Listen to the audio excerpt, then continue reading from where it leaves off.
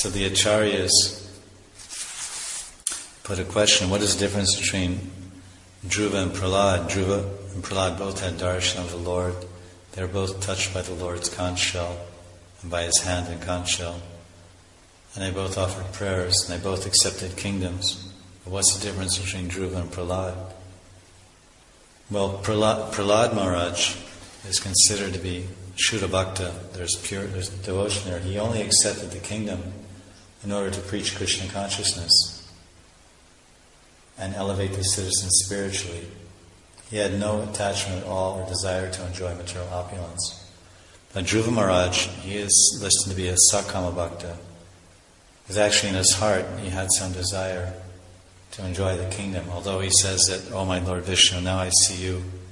It's like having diamonds, and my aspirations for a material kingdom were like pieces of glass. But Lord Vishnu understood that he still had some kama, some desire to rule a vast kingdom larger than his father's. Uttanapad. So then he gave him that kingdom. Because he's called an arti, arto jigyasura. In the Bhagavad Gita, he's given as the example of an arti, one who approaches God with wanting some material opulence. So boy Prahlad and boy Dhruva, there's a great difference. Prahlad agreed, all right, you want me to rule Sutala Loka? I will rule and engage in political duty so that people will become your devotees. Yadyat acharati shrestas tat tadevet torojana sayat pramanam kurute lokastadana vartate. Krishna is telling in Gita that the Acharya Shrestha, the auspicious person, he sets the standard for all to follow. Whatever action a great man performs, common men follow.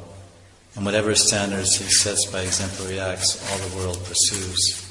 And Prahlad mentions in verse 29, verse 10, Etad vapus te bhagavan dhyayata paramatmana savato goptri santrasan mrityurapi jigamsata. O my Lord Nrsimhadev, O Supreme Personality of Godhead, O Bhagavan, you are the Supreme Soul, Paramatma. If one meditates on your transcendental body, you naturally protect him from all sources of fear, even the imminent danger of death. Very interesting purport here in text 29.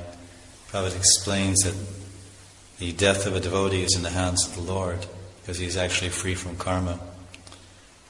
Mrityu sarvaharaschaham, that Krishna takes away everything at death.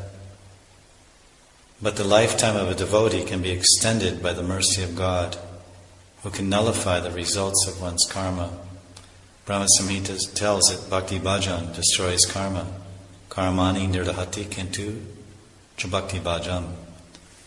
So a devotee is not under the laws of karma. Even a devotee's scheduled death can be avoided by the causeless mercy of the Lord. God protects the devotee even from the extreme danger of death. So everything's in the hands of the Lord. Rake Krishna Mare Krishna Rake Ke. If Krishna wants to protect someone, no one can kill him. If Krishna wants to kill someone, no one can protect him.